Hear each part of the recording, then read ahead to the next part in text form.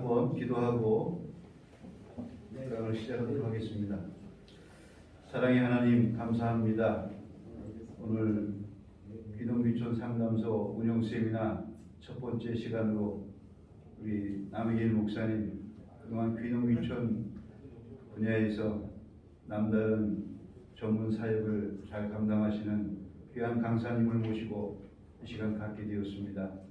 우리 듣는 저희들이 잘 소화하고 또 귀농귀촌 상담소를 이제 계획하거나 또 하고 있는 귀한 소장님들에게 유익한 귀한 상담의 내용들이 될 수 있도록 주님 인도해 주시옵소서. 저희들 모든 것 주님께 의탁하오며 예수님의 이름으로 기도하옵나이다. 아멘. 이 시간에는 귀농귀촌 정책 전망과 상담소 역할에 대해서 우리 남해길 우리 가까이에 청송에 계신데요. 삼의교회를 담임하시고 또 우리 경상북도 인재개발원 강사이시기도 하고 또 청송 귀농귀촌 고민센터라고 이렇게 이름을 하셨는데 그 대표를 하고 계시고 우리로 얘기하면 귀농귀촌 상담소라고 할 수 있겠죠. 또 귀농귀촌 매뉴얼북도 이렇게 책을 오래전에 이미 내셔서 많은 아마 책들이 팔린 것으로 압니다. 그리고 상담소를 열고자 하시는 분들은 이 책을 꼭 사서 읽어보시는 게 유익하다고 생각이 되고요. 오늘 책도 뒤에 가져오셨으니까 혹시 나중에 강의 마친 뒤에 구입하시도록 하시고요. 이 시간에는 딱 12시까지만 강의가 진행이 될 거예요. 왜냐하면 안동 찜닭이 기다리고 있기 때문에 그러니까 아주 시간을 딱 맞춰서 그렇게 맞춰주시면 감사하겠습니다. 나오실 때 큰 박수로 맞이하겠습니다. 저는 합동천 목사입니다. 그런데도 제가 아마 제 기억으로는 제가 통합책에서 하는 세미나 네 번째 2019년도 코로나 생기기 전에 마지막으로 해서 이번에 네 번째 오게 됐습니다. 늘 불러주셔서 감사를 드립니다. 합동천 목사로서 보면 참 부러운 일이죠. 통합의 신앙이나 정책이 대사회적인 이런 부분들에 늘 관심이 있고 이러다 보니까 또 이런 문제에 민감하게 반응하고 정책을 수립해서 이렇게 하는 걸 보면 합동천 목사로서 굉장히 부끄럽기도 하고 그렇습니다. 그런 가운데 저도 원래 이제 사회 문제에 대해서 좀 오랫동안 좀 관심을 가지고 있었고 그러다 보니까 이제 저는 합동에서 아무도 관심을 가지지 않는 이 분야에 사역한지 본격적으로 한지 제가 청송 온 지 만 10년 됐는데 하여튼 지금까지 해오고 있습니다. 한 6년 동안 열심히 하다가 저도 이제 단독을 나가야 되는데 대구 근교에는 갈 데가 없어요. 이제 밑에 후배들 차고 올라오고 이러다 보니까 농촌으로 저도 밀려서 왔습니다. 올 때 12명이라고 듣고 왔는데 와보니까 9명이에요. 기가 막히죠. 교회는 참하게 지었습니다. 주황산 국립공원 올라가는 길목에 있는데 지금은 이제 결과적으로 재적을 한 30명 됩니다. 귀농귀촌인들이 좀 들어와 줬고 그래서 작년에 조직교회를 만들었습니다. 그래서 작년에 한 8, 9년 만에 위임을 받고 성장했다면 성장하고 이제는 이제 정점을 찍은 것 같아요. 돌아가시는 분도 생기고 또 연세 드신 분들은 요양원에 가시기도 하고 그렇습니다. 제가 이제 대구에 있을 때 상담소를 가정폭력 상담소를 운영을 했었는데 상담도 제가 이제 부전공을 하고 이러다 보니까 농촌에 와서 어떤 사역을 좀 하는 게 첫째는 내가 지치지 않고 내가 재미나게 할 수 있는 사역이 뭔가 교회 부흥은 나중에 문제고 신방 갈 가정도 많지도 않고 또 우리 목회자들은 비교적 시간에 좀 자유로움이 있잖아요. 그래서 이제 뭘 할까 이렇게 고민을 하다가 결국 기농 사역을 하기로 결심을 했습니다. 그 고민하는 과정이 한 8개월 걸렸습니다. 제 후배 목사님이 옛날에 저하고 같이 사역했던 목사님이 청송이 고향이고 청송에 먼저 와서 사역을 하고 있었습니다. 그래서 그 목사님이 이제 사별하고 혼자 사실 때였는데 거의 매일 저녁 그 목사님 댁에 놀러 가서 김 목사님 내가 농촌에서 뭐 하면 되겠노? 그래서 농촌에 대해서 묻고 이걸 매일같이 8개월 동안 2시간, 3시간씩 뭐 1대1 수업이죠. 질문하고 그렇게 하다가 어느 날 이제 귀농인들이 눈에 들어오더라고요. 감사한 일이죠. 그래서 내가 상담을 했으니까 귀농 상담을 하면 좋겠다 이런 생각을 하고 또 제가 이제 가정폭력 상담소 할 때에도 왜 많은 사회복지 시설들 가운데 그걸 선택했느냐면 비용이 많이 들지가 않는 거예요. 교회 사이즈가 한 700~800명 정도 되니까 노는 공간들이 많더라고요.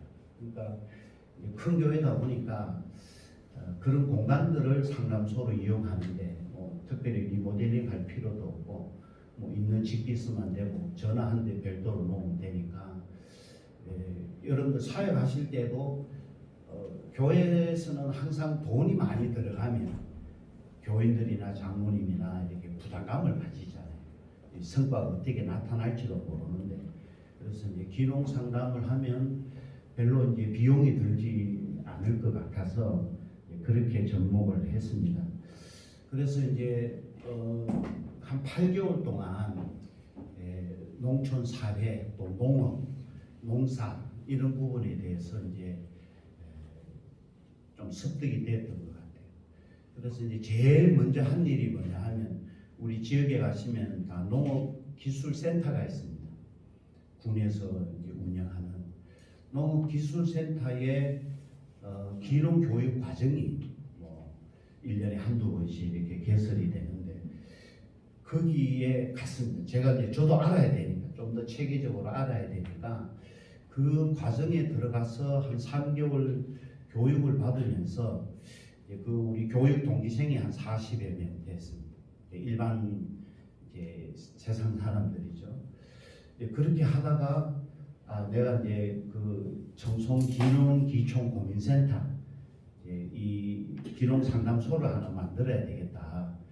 마침 그 교육 동기생들이 자기네들도 이 모임을 하고 나면 친목회를 하나 만들고 싶은데 목사님이 뭘 하신다 하니까 우리 동기생들이 같이 참여해서 같이 하면 자연스럽게 모임도 되고 또 제가 하는 일에 보탬도 되지 않겠나. 그래서 이 사역의 출발은 우리 교회에서 시작한 것이 아니고 세상 사람들 아무 이 목회적인 관점하고는 상관없는 그런 사람들하고 어울려서 한 20여 명이 시작을 했습니다. 그래서 이제 그래도 이제 단체를 만들면 좀 여러분들 앞으로 이제 상담소를 하시게 되면 홍보 문제가 굉장히 중요합니다. 상담소 만들어 놨는데 누가 찾아오는 사람이 없고 연락 오는 사람이 없으면 참 답답한 일이잖아요. 그리고 또 우리 시설이 지역에 생겼다 하는 것을 잘 알리는 거 이거 사역의 한 50% 차지한다고 봅니다. 그래서 제가 이제 수료할 때에 이제 이름도 이제 왜 센터 고민센터 이렇게 했느냐면 귀농귀촌 하려고 하는 사람들이 고민이 많을 거 아닙니까?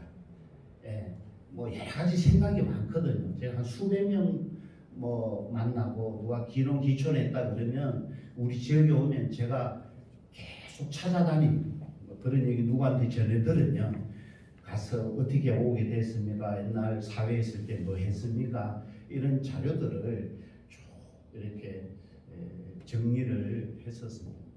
그래서 이제 고민이 많으니까 이제 고민이라고 하는 단어를 하나 넣었고 센터라고 하는 이름을 넣는 이유가 조금 공신력 있는 뉘앙스를 좀 줄 필요가 있다. 그냥 뭐 다른 이름을 쓰면 좀 너무 사설같이 느껴지면 좀 상담하는데 좀 공신력에 문제가 있겠다 싶어서 그걸 이제 복합을 해서 귀농귀촌 고민센터 이렇게 하다가 보니까 상담을 하다 보니까 이제 그 예비 귀농인들이죠 주로 그런 분들이 이제 군에서 운영하는 시설인 것처럼 그리고 또 제가 뭐 페이를 받고 일하는 것처럼 오해하시는 분들이 있는데 그렇지 않습니다. 제가 무료로 봉사하고 저는 지금도 24시간 상담합니다. 가정폭력 상담소 할 때도 제가 퇴근할 때에 그 상담소 전화를 제 휴대폰에다가 착신을 시켜 놓거든요. 그러면 이제 야간에 급한 전화가 오면 제 핸드폰으로 연결이 되니까 그거에 착안해서 저도 24시간 상담합니다. 이렇게 이제 홍보를 했습니다. 실제로 밤에 이렇게 왜냐하면 낮에는 다 자기 본업에 바쁘니까 저녁 시간이나 심지어는 새벽 한 3시에 전화를 받아보게 됐습니다. 그래서 그런 과정을 통해서 좀 홍보하는 게 중요합니다. 그래서 이제 창립식을 가지는데 그냥 하면 홍보 효과를 최대한 이걸 봐야 되니까 그래서 농업기술센터에 회의실을 빌려가지고 행사를 하면서 제가 또 이제 언론 쪽에 좀 관계를 좀 옛날부터 해왔습니다. 그래서 제가 보도자료를 만들어서 지역 언론사에다가 쫙 뿌렸습니다. 그러니까 이제 여러 군데 이제 기사가 나가기도 하고 한 군데 이제 안동 KBS죠. 안동 KBS에서 취재를 오겠다 연락이 왔어요. 그러니까 이제 농업기술센터 직원들이 방송국에서 온다고 그러니까 비상이 걸린 거예요. 목사님 일을 너무 피우는 거 아닙니까? 그래서 제가 모른 척하고 모르겠습니다. 뭐 어떻게 알고 온다고 하니까 뭐 거절할 이유는 없지 않느냐. 그렇게 해서 제가 이제 그 귀농 창립식을 하기 전에 네이버 카페에다가 청송귀농귀촌고민센터 카페를 하나 개설을 했습니다. 지금 한 400명 조금 넘는 것 같아요. 그래서 카페가 먼저 돌아가고 있었습니다. 이제 여러분들 실제로 하실 때 이제 그 상담할 수 있는 채널이 있어야 되거든요. 전화로만 다 할 수는 없으니까. 예? 카페, 블로그, 또 뭐 다른 밴드, 뭐 여러 가지 이제 채널들이 있는데 저는 이제 그 신상에 대한 정보를 좀 알아야 소위 말하는 우리 전도의 개념으로 말하면 황금의장, 내 의장 안에 들어와 있어야 내가 향후에 꾸준하게 관리할 수 있겠다 이런 생각을 했기 때문에 블로그는 그냥 왔다가 그냥 가버리잖아요. 거기에 뭐 정보가 저장되는 건 아니고 읽어도 누가 읽었는지 모르기 때문에 그때는 또 밴드가 그렇게 활성화되지 않았을 때입니다. 그래서 저는 조금 폐쇄적이긴 하지만 카페를 개설을 해서 가입하도록. 근데 그 특별히 홍보를 하지 않아도 여러분들 이제 귀농을 결심하게 되면은 그 예비 귀농인들이 알아서 자기가 어떤 지역으로 갈 건지 어떤 장목을 선택할 건지 이런 것들을 막 찾습니다. 찾다가 보면 청송에 오고 싶다 이런 뜻이 있는 사람들은 제 카페에 저절로 들어옵니다. 그러면 한 달에 한 7, 8명, 10여 명씩 그냥 가만히 있어도 들어옵니다. 왜? 그 사람들은 이제 정보가 필요하기 때문에. 그래서 이제 제가 한 20, 30명 정도는 이제 우리 교육동기생이나 교인들 중에 카페에 딱 들어왔는데 사람이 아무도 없으면 그 뭔가 모르게 좀 부실해 보이니까 미리 작전을 좀 아무것도 안 해도 되니까 카페에 들어와서 좀 숫자를 좀 자리를 지켜도 이렇게 해서 좀 뭐 몇십 명이 먼저 들어와 있었습니다. 그렇게 해서 이제 카페를 개설해 놨습니다. 그래서 이제 방송국에서 와서 제가 이제 카페에서 실제로 상담하는 장면들을 이제 촬영도 하고, 제가 이제 농사를 오미자를 그때 짓고 있었는데 실제로 밭에 가서 일을 하는 장면들도 이제 취재를 하고, 그래서 이제 뉴스에 나갈 때에 귀농인 돕는 귀농인 이렇게 이제 타이틀을 달고 그날 저녁 9시 뉴스 데스크에 이제 보도가 됐습니다. 이제 방송의 힘이 무서워요. 예, 그러니까 이제 다른 매체들도 인터뷰 요청이 오고, 또 그 가운데 이제 라디오 KBS 라디오에서 또 인터뷰를 하고 싶다 그렇게 연락이 왔습니다. 그래서 이제 사전 질문지가 이제 날아왔는데, 그 질문지에 제가 이제 방송은 사전에 원고가 대본이 딱 짜여져야 됩니다. 그래서 제가 그 대본을 보내면서, 제가 이제 대구에 있을 때 가정폭력 상담소를 하면서 CBS 라디오를 제가 한 15분짜리를 2년 동안 패널로 참여를 제가 요청해서 만들어서 한 적이 있거든요. 라디오 사역이 또 남다른 재미가 있어요. 그래서 이제 KBS에 원고를 주면서 내가 귀농에 대한 얘기를 좀 하고 싶은데 코너를 하나 만들어 줄 수 있냐 이렇게 작가에게 메일을 보냈는데, 이 작가가 그러면 6개월치 6개월마다 방송이 개편이 되니까 6개월치 방송 주제라도 먼저 보내주면 한번 검토를 하겠다. 나중에 알고 보니까 그 시절이 한 11월 달이었는데, 그 시절이 이제 방송국에서는 가을 개편하는 마침 그때예요. 그래서 이제 새로운 코너를 런칭을 해야 되는데, 그렇게 고민하던 차에 제가 이제 그런 제안을 해서 6개월치 방송 주제를 돌라. 그래서 제가 하루 저녁에 24가지 주제를 다 적었습니다. 그게 이 책의 목차가 되었습니다. 근데 하루 저녁에 요청했을 때 24가지 주제를 귀농하면 얼마나 버나 뭐 이런 것부터 시작해서 여러 가지 이제 실제적인 문제들까지 하루 저녁에 24가지 주제를 뽑아내는 거, 세부 원고는 이제 만들어 가야 되는 거죠. 근데 그게 제가 8개월 동안 내 멘토로부터 1대1 뭐 수업, 토론, 질의응답 이런 시간들을 통해서 저도 모르는 사이에 이게 이제 내재가 되어 있었던 거죠. 예. 그 중에 이제 이 책의 핵심이 이제 귀농 10계명, 귀농하려고 하면 10가지 우리 계명을 진리잖아요. 특히 이 10가지 계명은 꼭 기억해야 된다 하는 차원에서 이제 고전에 제가 영남일보에 이제 기고를 했습니다. 또 옛날 그 집사님이 거기 또 기자로 있어가지고 내가 글 하나 내고 싶다. 보더니만 내용이 괜찮네요.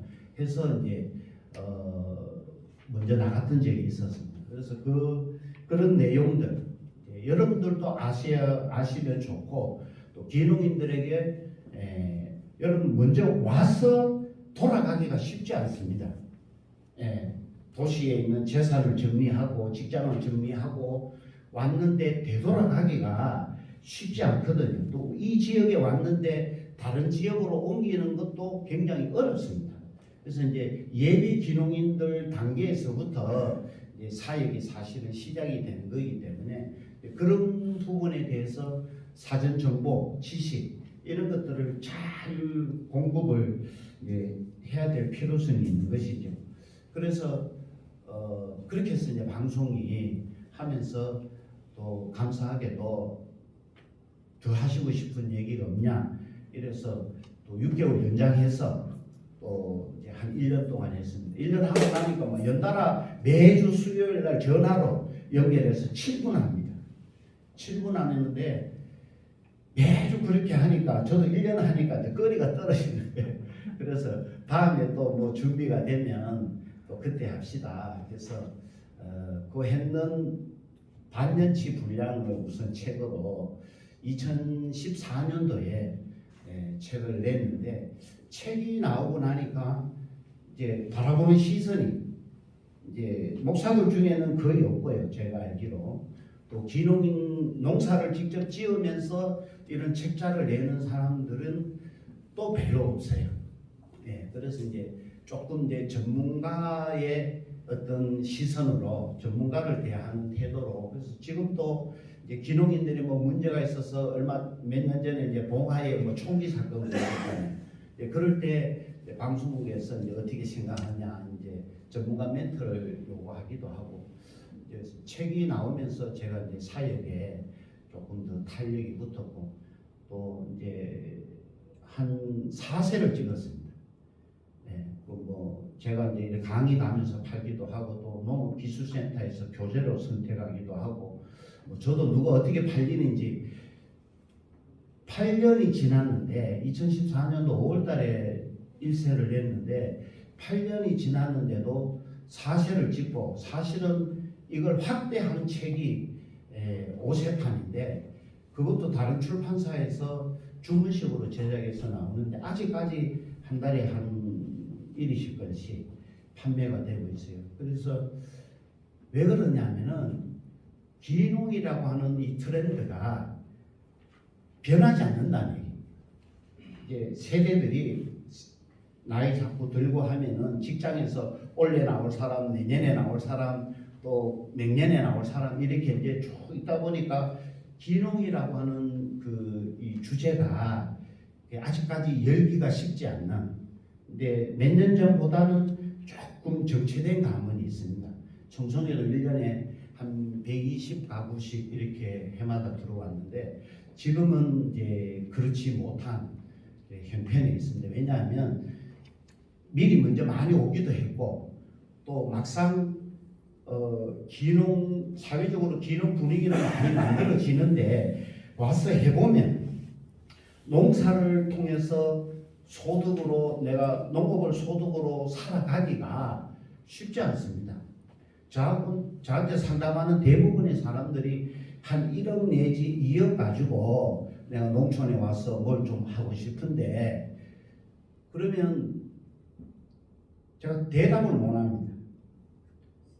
1, 2억 가지고 농사 못 짓습니다. 고구마 심고 감자 심으면 됩니다. 예, 그래도 농지를 구하려고 하면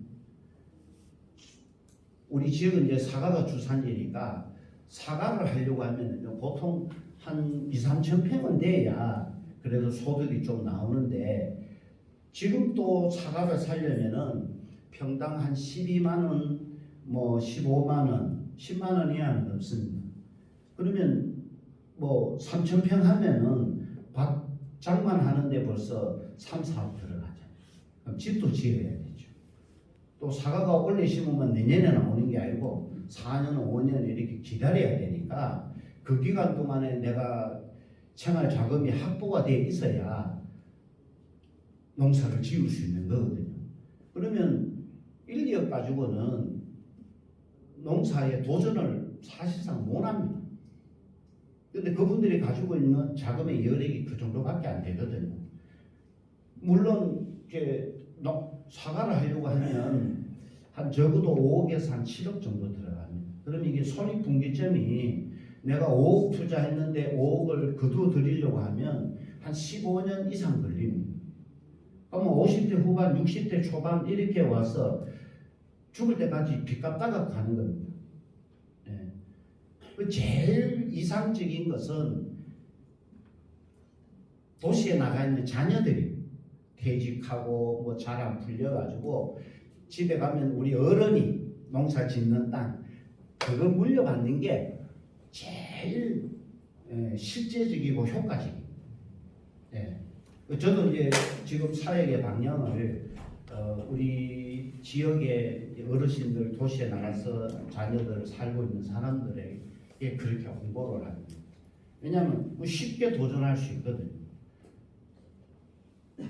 시간이 하고 싶은 얘기는 너무 많은데 시간이 자꾸 들어가지도 못했는데 그렇기 때문에 이런 현실을 농촌에서 제가 이제 이 기농사에 한다 그러니까 우리 주변의 목사님들이 저보다 10년, 20년 이렇게 사역하신 분들도 몰라요. 농촌의 실상을 모릅니다. 왜? 교회 안에 갇혀 있으니까. 그냥 자기 교회 목회만 하다가 보니까 우리 지역의 농업의 현실이라든지 농사 짓는데 어떤 그 배경이나 이런 부분에 대해서 막상 모릅니다. 그래서 제가 이제 농촌에 오기 전에 그 우리 어른도 목회를 하셨거든요. 우리 목회 은퇴를 이제 69세에 하시고 지금 88세이신데 아버지가 이제 은퇴하시면 이제 소일거리가 필요하니까 마침 청송에 그 땅을 빌려가지고 오가피 농사를 하셨어요. 그 제가 이제 그때는 이제 병원 사역 할 때인데 아버지가 연세 드시고 일하니까 제가 좀 도와드려야 되잖아요. 그래서 농업을 처음 접했죠. 실제적으로. 그래 몇 년 하다가 보니까 저도 이제 멘토로부터 교육을 받고 이러다 보니까 어느 날 보니까 우리 아버지가 돈 안 되는 작물을 하고 있더라고요.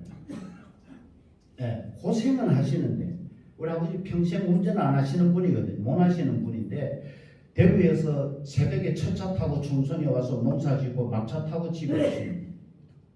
뭐 보통 부지런한 분이 아니고 뭐 열정이 85세까지 농사 지으셨거든요.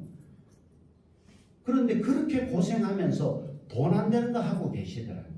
오가피는 조금 낫는데 밭이 한 2,200평 정도 되는데 뭐 콩 심고 고구마 심고 뭐 이거 돈 안 됩니다. 사실 아시잖아요. 그 정도는. 그래서 제가 이제 오미자를 제안했습니다. 우리 장모님이 이제 오미자를 하고 싶어 해가지고 장모님 할 때 나도 따라 붙여야 되겠다 싶어서 오미자를 한 7년 했습니다. 그러니까 오미자를 해보니까 사과보다 소득이 배예요. 오미자는 지금도 키로에 10,000원, 12,000원 합니다. 그럼 10kg, 사과 10kg 4만원, 5만원 뭐 기껏해야 그 정도 받습니다. 오미자 10kg면 10만원이거든요. 10만원이 넘습니다.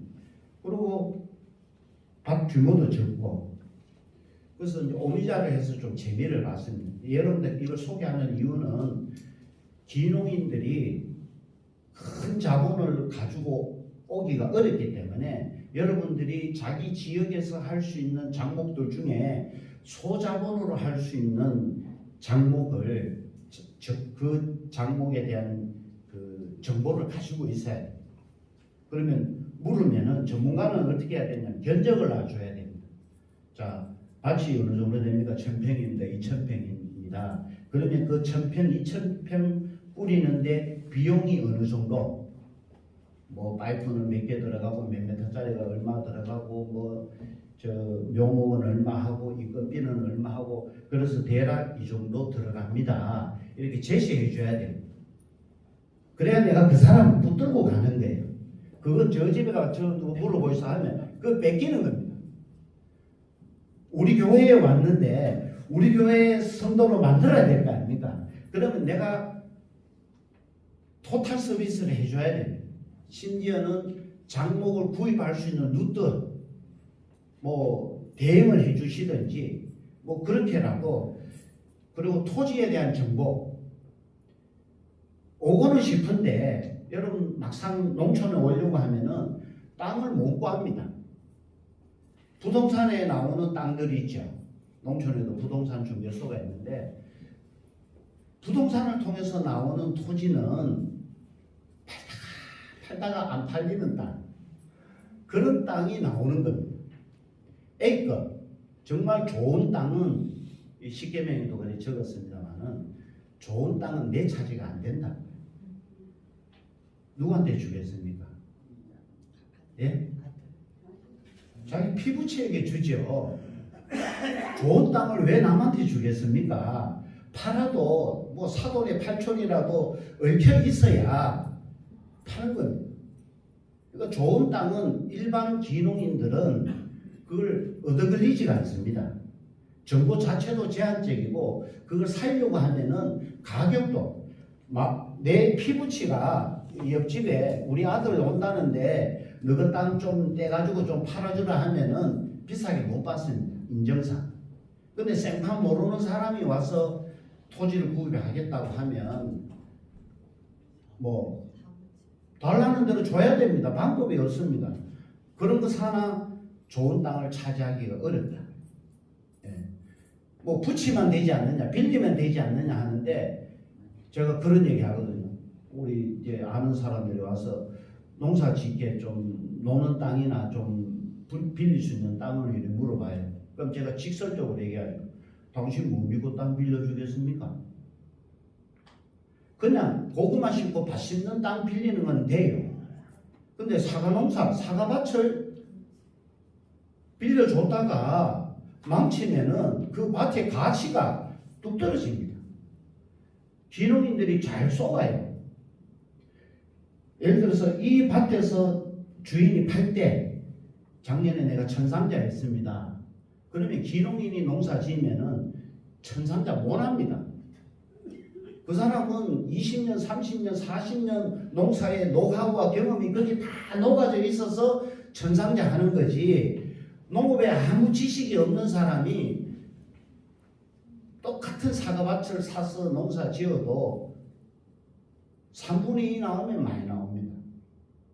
결정적인 것은 병해충이 오면은 이게 병이 왔는 건지도 몰라요. 초기에 병이 딱 오면 빨리 방제를 해가지고 잡아야 되는데 이 병이 왔는지도 모르기 때문에 뭐 아시겠지만인지 모르지만 이 불안병 같은 경우는 그냥 나무를 베내야 됩니다. 그거 오면 사과밭에 전체 다 퍼지거든요. 농촌 사람들이 절대로 안 순진합니다. 순박하다고요? 천만의 말씀입니다. 지금은 다 장사꾼들입니다. 불안병 와가지고 병들었는 사과밭을 제가 다 쳐가지고 어리숙한 귀농인들한테 팔아 넘깁니다. 그럼 귀농인들은 그거 사면서 그냥 작년에 몇 자 했다 하더라. 그럼 머릿속으로 계산하죠. 아, 그럼 뭐 뛰고 하면 얼마가 남겠네. 개코로. 그 해에 농사 망칩니다. 소득도 아무것도 못하고. 그게 현실이라고요. 그러니까 밭을 산다 그러면은 소위 말해서 전문가를 같이 가가지고 구경을 시켜야 돼요. 우리 멘토 같은 사람은 그 밭에 안 들어가도 멀리서만 딱 보면 아, 저 밭이 관리가 잘 됐구나. 아, 수세가 좋구나. 활력이 있구나. 그러면 부르는 가격에 대한 가치를 아, 그 정도 줘도 되겠습니다. 저도 10년 됐는데도 아직까지 그만큼 세밀하게는 못 봅니다. 근데 그걸 귀농 상담 하시려는 분들이 알고 있어야 돼요. 왜냐하면 이게 자칫 잘못하면은 한 사람의 인생을 망치는 겁니다. 그러니까 여러분들이 안 되면 여러분들을 도와주고 협력할 수 있는 이 교재도 나옵니다만 조직을 만들어야 돼요. 교인들이면 제일 좋죠. 예? 내가 모르는 분야는 잘 아는 멘토를 세워가지고 실질적으로 왜냐하면 그 시간이 지나면 귀농인들이 아, 참 목사님이 참 세밀하게 신경 써줬구나 이걸 알게 되거든요. 왜냐하면 지역에 살면서 농사 짓다가 보면 아, 이 밭이 어떤 밭이구나 아, 참 성의 있게 나한테 소개했구나 그걸 대화 합니다. 그래서 멘토가 중요합니다. 목사님들이 농사를 별로 안 해보고 목회만 하셨기 때문에 그냥 저 어설픈 저 뭔가 선무당이 뭐 사람 잡는다고 잘못하다가는 교회 쫓겨가야 됩니다. 네, 그래서 첫째는 여러분들이 멘토를 잘 구하셔야 돼요. 정말 우리 멘토는요, 제가 뭘 묻더라도 대답해 줍니다. 네. 왜냐면 그 사람은 뭐 어릴 때부터 농사 짓고 처음부터 나는 농촌 목회를 할 거라고 얘기했던 사람이기 때문에 형제들도 다 농사 짓고 제가 뭐 작물이든 자기가 짓지 않는 작물에 대해서도 제가 물으면 다 대답해 줍니다.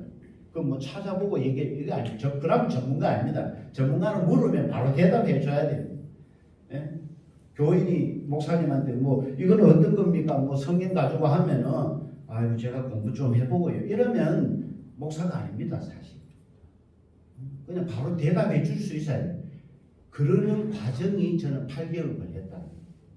지금도 배우고 있지만 그래서 여러분들이 주변에 멘토를 가까이에서 여러분들 잘 선정을 하셔가지고 늘 물으셔야 됩니다.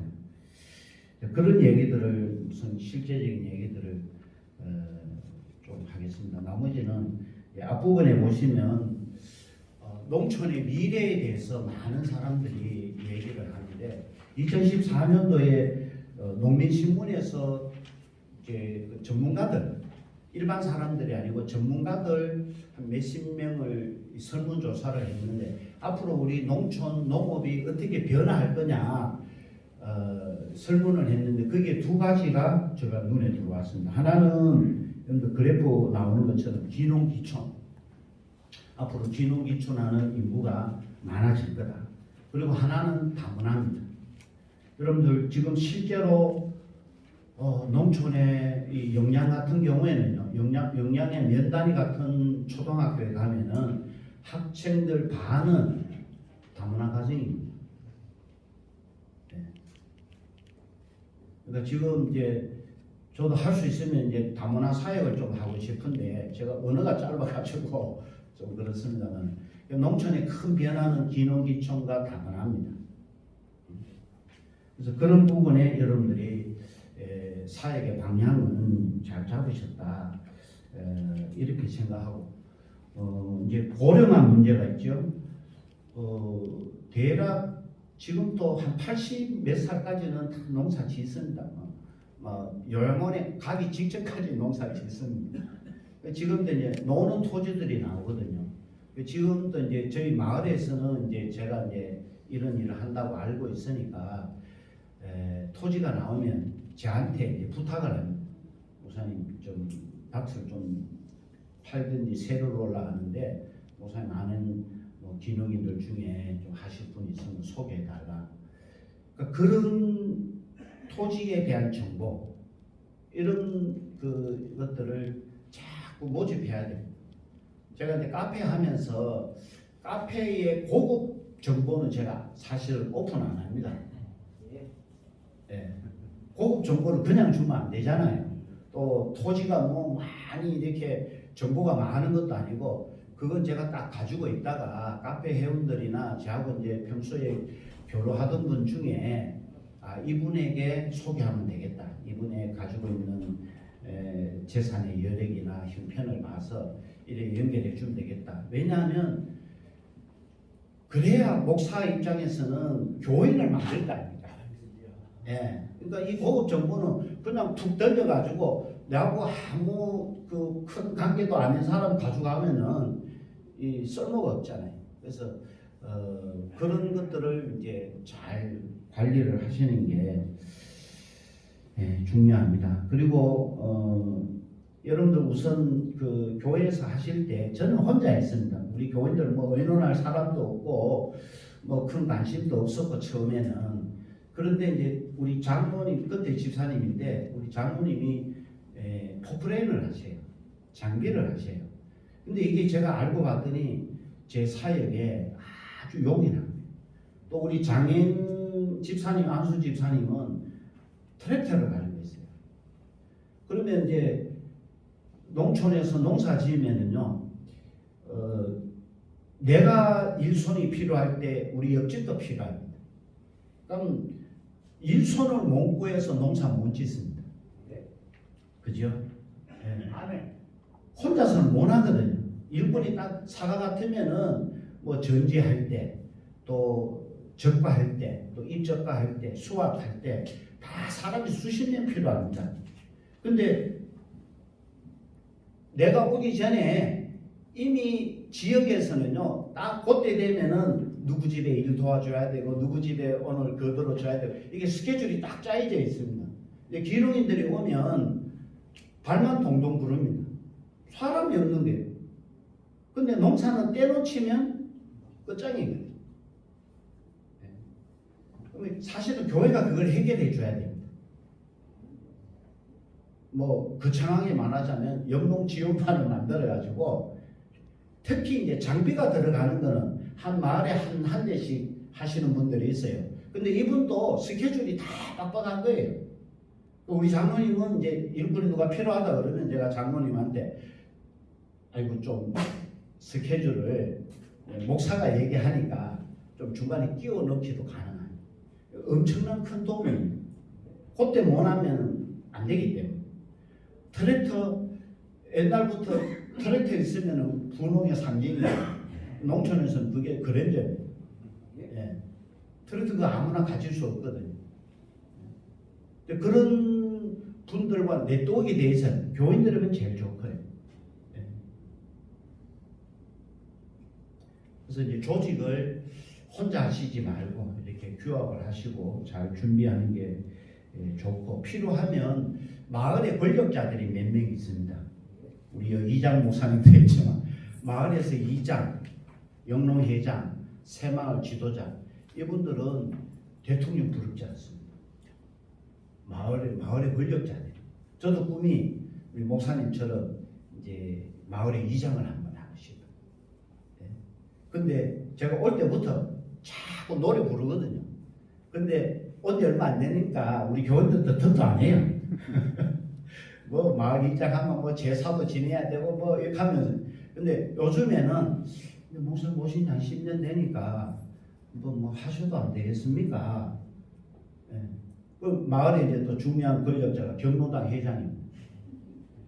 이건 뭐 답이 없습니다. 이거는 논리도 필요 없고 그냥 뭐 군수도 뭐 이거는 안 되는 겁니다. 그런 분들을 자기 편으로 만드는 게 필요합니다. 그래서 어떤 이제 상담소 협의회를 실제적으로 하신다, 상담소를 하신다 그러면 그분들을 자문위원, 고문, 뭐 조금 활동력이 있으신 분들은 운영위원 이렇게 모셔가지고 자꾸 참여를 시켜야 돼요. 그러면 필요할 때가 있습니다. 그래서 혼자 하시면 저는 혼자 했는데 너무 힘든 거예요. 그래서 귀농 사역이 이제 목사님처럼 마을 사역이 될 수 있도록 우리 마을을 살리는 이런 차원으로 발전할 수 있도록 그렇게 잘 세팅을 하시는 게 좋을 것 같습니다. 자, 농촌 현실에 대해서 이번에 보시면 귀농의 정의가 나옵니다. 교과서적인 정의는 영농을 제1소득으로 자신의 주된 주거지를 도시에서 농촌으로 옮기는 것 이렇게 해서 이건 교과서적인 정의고요. 실제적으로는 선택받은 사람만이 농촌에 와서 사는 겁니다. 농사 짓고. 왜? 토지는 제한되어 있거든. 또 내가 가고 싶은 지역에 물건은 마트에 가서 물건은 공산품은 내 마음대로 살 수 있지만은 농업은 내가 청송 오고 싶다고 해서 청송으로 와지는 거 아닙니다. 제가 제일 모범 사례를 보니까요. 귀농하는데 10년 걸린 분이 있어요. 이분은 10년 동안 뭘 했느냐면 여름 휴가 때마다 휴가를 농촌으로 가는 겁니다.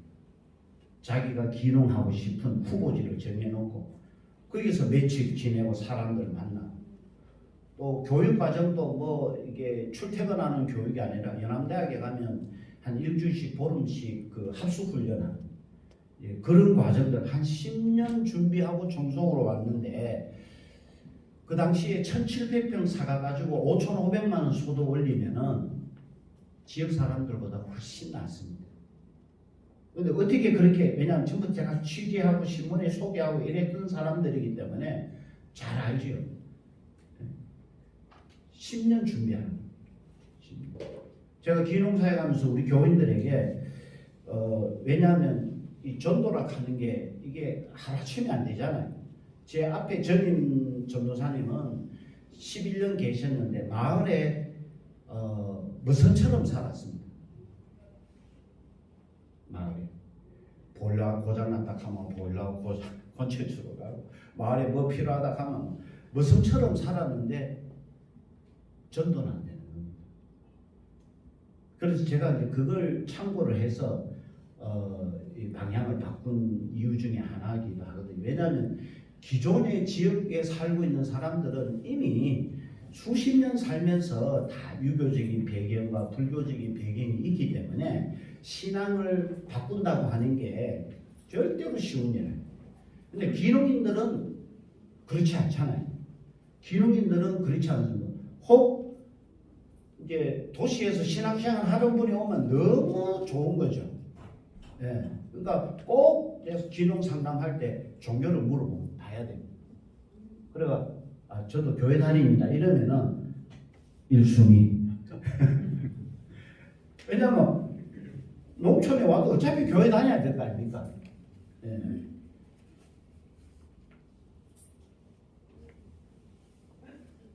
제가 소방관 하는 집사님 이제 귀농 귀촌하는데 처음부터 끝까지 도와줬습니다.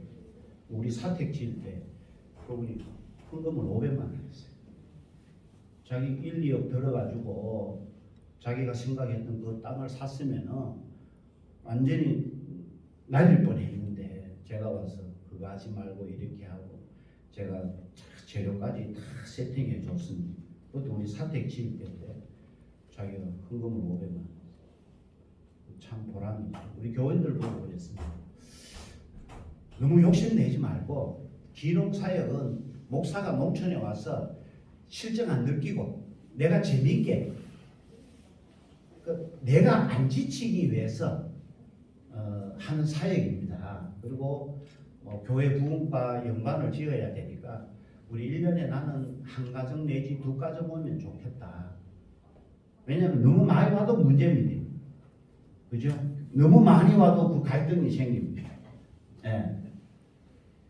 여러분 아직까지 귀농하시는 분들의 성향이 아직까지는 제가 봐서 뭐 비하하는 건 아니고 좀 남다른 분들이 많습니다. 조금 튀는 분들도 많고 남다른 분들이 많기 때문에 농촌 사회는요 굉장히 폐쇄적인 사회잖아요. 아주 보수적이고 기득권이 강한 사회이기 때문에 쉽게 그 자리를 내주지 않습니다. 되게 책이 안 나오는 얘기인데 마을의 경로당에서 이제 경로당 총회가 열려가 총무를 뽑는데 이제 마을 경로당도 젊은 분들이 없거든요. 다 뭐 70, 80이고 이랬는데 그 중에 한 65세 된 분이 있었습니다. 이분을 젊으니까 우리 가운데 젊으니까 경로당 총무 좀 맡기자 이러니까 한쪽에서 그 사람 객지 사람 아이가 그 사람 객지 사람 상주가 고향인데 자기 처가 고향에 와서 살았는 지 20년 됩니다. 그럼 20년이면 현진이나 마찬가지잖아요. 또 나무 동네 간 것도 아니고 처가 고향에 왔는데 그래도 마을 사람들 의식 속에는 여전히 객지 사람이에요. 그러니까 그 객지 사람에게 마을 권력을 쉽게 안 내주는 거죠. 그 사람이 못했습니다. 교회 안에도 마찬가지입니다. 제가 1호가 30대 그 아기가 없는 부부를 카페에 이제 상담을 통해서 제가 집도 다 알아보고 수리도 해주고 도배해주고 뭐 다 해가지고 우리 교회 나오게 됐어요. 얼마나 감사한지 첫 열매입니다. 그리고 이제 집이 이제 마을 안에 있었는데 그 살다가 쓰레기 버리잖아요. 쓰레기 버리는데 세댁말로는 분리수거해가 버렸는데 마을의 할매가 분리수거 안 하고 버렸던 거예요. 그러니까 젊은 입장에서 억울하잖아요. 그런데 안전에 그 소리 하고 그 사람이 누구냐면 우리 교회 집사님입니다. 지금 이제 요양원 가셨죠. 목사가 속 터지는 거죠. 속 터지는 거죠. 나는 어렵게 한 사람 해가지고 갖다 놨는데 그것도 30대를 갖다 놨는데 교인들은요 사람 귀한 줄 모르는 거예요. 말한 거랑 설사 분리수거 안 했더라도 아이고 뭐 세대 말이 맞겠지. 경로당에서 그런 말이 나오면 아이고 그 세대 그 배운 사람인데 그렇게 함부로 할 사람 아니다. 자기가 카바를 쳐줘야 돼요. 또 시원찮을 판에 교회에서 난입에 맞추고 점심 먹는데 그 소리 합니다. 경로당에서 들은 얘기를. 그리고 몇 년 있다가 떠났습니다. 그 마을에서 안 살고 다른 마을에 이사를 갔어요. 그때까지는 괜찮아요. 제가 심지어는 신랑 일자리까지 제가 군청에 계약직으로 부탁해가지고 기회가 내가 넣어줬거든요. 지금 왜 천열매기 때문에 최선을 다해서 여기 와서 학습 세례 받고 집사까지 제가 임명을 했는데 결국에는 강원도 갔습니다. 젊은 부부니까 엑셀을 잘 만드는 옛날 영풍문고에서 일하다가 온 친구들인데 뭐 군에서 뭐 아이고 할렐루야죠. 뭐그 여러분들 그 소방 그 방재단 있잖아요. 그 농촌에 있습니다. 그거 하는데 원래는 외근을 해야 되는데 군청에서 이제 젊은 친구가 사무를 잘 보니까 니는 환경살림과 앉아가지고 여기 군청 업무 도와라. 그러니까 교회에서 잘 먼저 의식을 우리가 새로운 사람들을 받아들일 수 있는 준비가 되어 있어야 돼요. 저도 예상은 하고 많이 교육하고 강조하고 했는데도 막상 오면 그냥 나오는 대로 말해버립니다.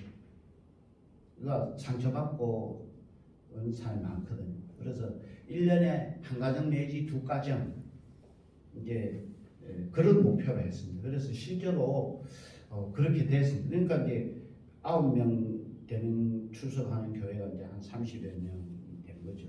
물론 이제 마을 사람들도 있는데 저는 마을의 전도도 이때까지 10년 동안 한 번도 전도지 들고 전도해 본 적 없습니다. 제가 좀 독특해가 그래서 내가 복음은 내 구걸하는 게 아니다. 내가 이거 뭐 시장에 가지고 골라 뭐 얼마 뭐 복음이 싼 게 아니고 제가 농담으로 가면 누가 교회 나오고 싶다 그러면 우리 교인 되려고 그러면 시험도 쳐야 되고 면접도 봐야 되고 아니 실제로 이상한 사람 한 사람 오면은요 교회 분위기 다 망치잖아요. 네. 그러니까 저는 언젠가는 한 말 하고 싶어요. 신문에다가 교인 모집 광고. 우리는 이런 사람들을 교인으로 모시고 싶습니다. 네? 선교회가 왜 만들어집니까? 교회 안에서 해결이 안 되니까 마음 맞는 사람끼리 선교회 만들어서 활동하는 거 아닙니다. 우리 교회는 이런 교회입니다. 제가 오죽하면 교회 이름을 기농인 교회로 바꿀까? 그래서 제가 다른 데 강의 갔더니만 소개를 하는데 기농에 미친 목사라거든요. 왜냐하면 그렇게 하지 않으면 농촌 교회가 살아남기가 어려운 형편입니다. 지금 마을 사람들은 다 고령화 되고 요양원 들어가고 또 오랫동안 그 정신 세계가 복음을 받아들이기 어려운 형편이기 때문에 그래서 제가 지역을 위해서 일하니까 마을에서 자기네들이 전도합니다. 아야, 너는 저 교회 나가거라. 저는 한 번도 어떻게 보면 부끄럽기도 한 얘기지만 한 번도 제가 집집마다 다니면서 복음 전하고 이렇게 안 합니다. 가만히 있어도 너는 교회 나가야 되겠다.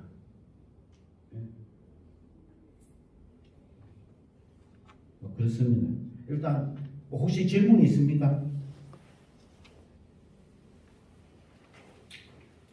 예. 아직 한 5분 있으니까 제가 마무리를 좀 하겠습니다. 더불어서 목회 이제 기록 사역을 하려고 하면 토탈 서비스라고 했잖아요.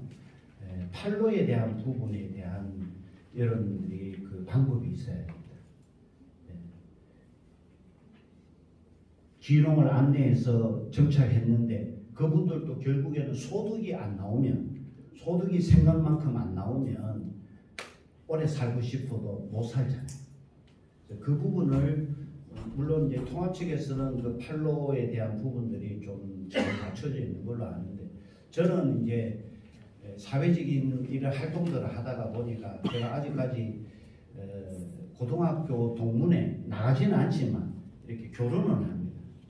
그래서 이제 저도 이제 지금은 이제 사과를 팔거든요. 농사 다 짓고 이제 농촌에 와서 살아보면은요 처음에 뭐 농사 짓는다고 뭐 집적 대다가 나중에 다 유통으로 갑니다. 그리고 6차 산업으로 가고 하는데 그 저는 이제 지금은 작은 규모지만 이제 유통을 합니다. 이제 정식으로 사업자를 내고, 예, 그래서 선물도 선물용으로 팔기도 하고 일반하는데, 제가 가장 크게 가지고 있는 판로가 우리 고등학교 동문들이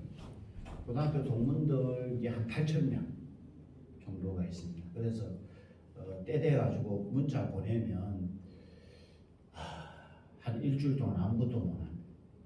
이런 뭐 사지도 안 하고 안부 묻는 사람도 있고 니 살아 있었나 뭐 어떻게 지내냐 그래 묻는 사람부터 주문하고 이러면요 한 일주일 동안 아무것도 못 합니다. 그냥 송장 적어야 되지, 포장해야 되지, 보내야 되지, 답장해 줘야 되지. 그래서 내가 장사꾼도 아닌데 어지간하면 요새는 조금 옛날보다는 적게 합니다. 그냥 기존 고객들 위주로 제가 저 문자 보내고 하는데, 예를 들어서 기농했는 분이 그 판로가 어렵거든요. 기농하시는 분들이 상담하면 이런 말 쉽게 합니다. 아이고 뭐 시골에 와서 농사나 지으려고. 농사나 뭐 농사가 뭐 쉬워 보이는지 모르지만 안 그렇잖아요. 그리고 농사 잘 지어가지고 공판장에 갖다 주면 농사 지면 안 됩니다. 그죠? 고생해가 지어가지고 공판장에 내보내면은 답이 안 나옵니다. 직거래 해야 돼요. 그래야지 한 30% 대비 소득이 올라가기 때문에, 그러려고 하면은 기농하시는 분들이 사실은 도시에 있을 때 자기 기농에 대한 비전을 자꾸 얘기해야 되거든요. 농사나 지으러 가는 게 아니고 나는 농촌의 꿈을 가지고 간다. 이런 걸 이제 알려줘야 됩니다. 그래서 그런 분들이 도시에서 생활 잘 하시는 분들은 농촌에 와서 농사 지으면 판로가 쉽게 열립니다. 네, 그 사람 댐댐이도 알고 경험했기 때문에 팔기가 훨씬 쉽습니다. 근데 도시에서 사기꾼처럼 살았는 사람은 농사 지어도 못 팔아먹습니다. 뭘 믿고? 그러니까 농산물 판로를 여러분들이 좀 보태줘야 됩니다. 그러면 이제 저는 이제 제가 브랜드다. 청송의 남국사가 소개하는 농산물은 믿고 산다. 이 개념을 자꾸 제가 이제 주지를 시키거든요. 그러면 뭐 제 사과 고객에다가 작물이 달라도 한번 문자 보낼 때 얹어줍니다. 이러면 내가 참 농사 잘 짓는 분이 있는데 내가 소개하고 싶다. 그러면 또 도움이 될 수 있거든요. 그래서 그 기농 사역이 뭐 간단한 게 아닙니다. 사실은 그 농업의 농촌의 전문가가 돼야 되고, 이게 또 다 인적인 네트워크입니다. 내가 다 해결할 수 없지만은 어디에 가면 해결해 줄 수 있다고 하는 그런 사람들에게 자꾸 연결이 돼 있어야 돼요. 그 네트워크가 돼 있어야 필요할 때 그 사람에게 적절한 도움을 줄 수 있습니다. 뭐 시간이 여기까지라서 요 정도 하고, 제가 이제 저도 주는 밥 먹고 갈 겁니다. 그러니까 식사하시면서 궁금한 거 있으면 좀 물어봐 주시고, 또 사역에 필요한 것들은 또 책에 제 나름대로 넣어놨으니까 그렇게 구입하시면 좋겠습니다. 여기까지 하겠습니다.